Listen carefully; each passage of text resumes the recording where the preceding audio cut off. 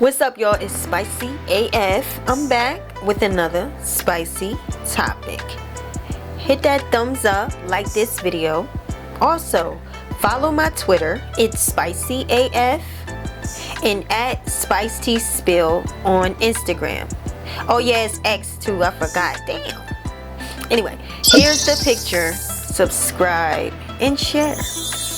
Among all the reapers coming out of the dusk at Diddy, I'll be sure the father of Diddy's ex-wifey, Kim Porter, also deceased, wasted no time to talk about his suspicions of Diddy engaging in a lot, y'all. Allegations of sex trafficking and long time abuse of Diddy's ex, Cassie. The question is, are the motivations coming from possibly I'll be sure being jealous of his son Quincy, who shows his love and admiration to Diddy because Diddy raised I'll be sure's son Quincy. Kim Porter and Diddy was together for years. Could have been married, should have been married. Kim, just out of the blue, she got sick and died and passed away. I mean, she got sick and just like that passed away within hours of getting pneumonia, or said pneumonia. I'll be sure and Kim Porter had recently reunited, and all of a sudden she's gone. Y'all, it's getting deep. I'll be sure is also saying that he was in a coma very suspiciously. He was in good health. He didn't have any threats of his health, but he was in a coma. He was always suspicious, and even back when it happened, he was claiming that Diddy had something to do with it. So not only are the wheels of justice turning for Natanya Rubin, who was hit by a firearm that she claims she saw Diddy shoot and Shine went to prison for. Not only are the wheels turning for Cassie, who won that lawsuit in a snap of a finger, and it looks like the accusations that Lil Rat are moving the feds quick.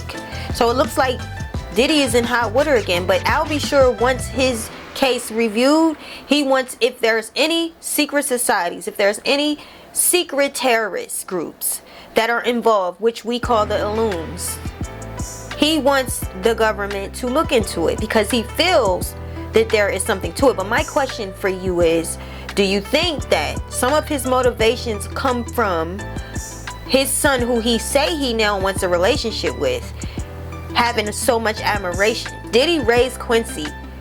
According to Quincy, Diddy was the one that was there being a father when his father, he said he longed for his father, I'll be sure, but he wasn't around. Diddy was around, would go to his school events, help him with his homework, go to his graduation, do things fathers does for kids, talk to his son, treated him like his very own.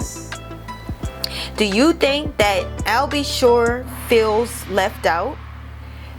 But my thing is this: if you wasn't there for him, then you need to be held accountable for that. You need to take that off in the chest. Take it with chest. Take it with heart. Take it as a man, because if he wasn't there for your son, then he got every right to feel angry and hurt by you. I'll be sure is saying that Diddy in fact had something to do with him getting sick suddenly, and Kim Porter suddenly died. A lot of what I'll be sure says gets pushed to the back burner because of the position he is in. Because no one cares to hear from a father who does not take care of his own son. Nobody wants to give to the time of day an ear to the man who rejects his son. That's why he gets pushed to the back burner. People don't respect you, and you become invalid to them. You have become null and void to them, and they don't want to hear what you have to say. So when he makes claims that he thinks Diddy has something to do with it, it's really hard for people to care, honestly, because you didn't care for your son. But is there any validity to it? Should people care? Should people listen to what he's saying? Everybody was shocked. Even Kimora Lee, who was good friends with Kim Porter. I recall watching on news her at Kim's house looking distraught. She's even made claims. Kim had a book coming out, and the device she had written her publications on, is lost. A tell-all on Diddy. Was she going to expose people, bring people down? Was she going to do what Cassie just did? Before Kim Porter passed away, Al B. Sure had saw Kim Porter and Diddy as well. Al believes that Diddy was jealous and had her done with. All I know is that I'm working on the life story as we speak. And the way I got to be in a coma, stay tuned. Kim Porter was rumored to be friends with executive Def Jam affiliate Shakir Stewart. Diddy was allegedly tapping Kim Porter's phones, and when he found out, he got pissed with it, y'all. One time, Kim Porter had went on a yacht with Diddy, and the staff had attested to that they got into an argument about it. Diddy had heard Kim talking to Shakir, and it really made him violently jealous. Kim Porter's nose ends up getting broke. She later claimed that she had bumped into a table, some silly lie, to cover up for Diddy. But some of Diddy's former associates that he was connected to, like Mark Curry and Gene Deal, had sat down and talked to Dialogue, a YouTube channel called The Dialogue. Pretty good channel.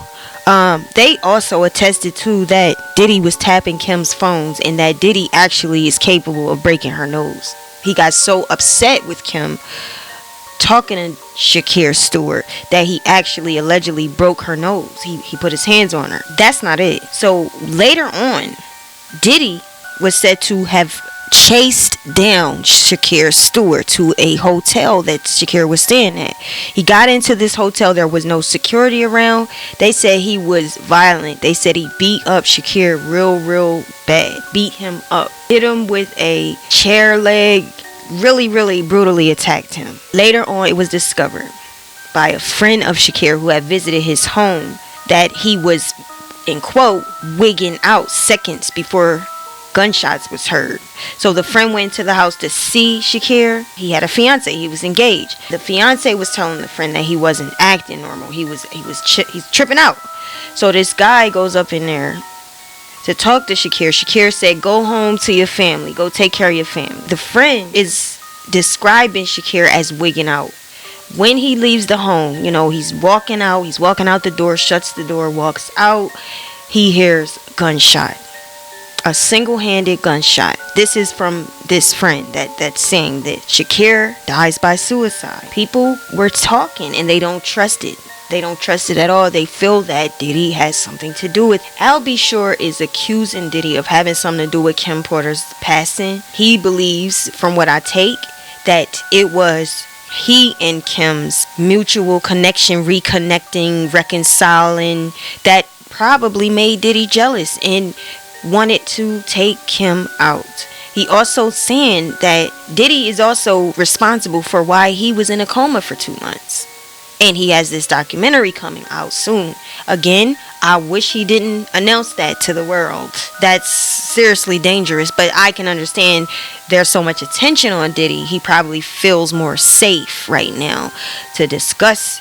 But he's saying that he has proof, y'all. Diddy having something to do with it. On the day that Al B. Sure found out Kim Porter passed away, here was his initial knee-jerking reaction. The morning of the Soul Train Awards at BET pre-production around the world, I just found this footage from the morning. I learned of Lady KP, aka Kim Porter's murder, and how it ripped the soul from my physical body. I was on my way to film the pre-show packages for the BET Awards. He tells who he was with.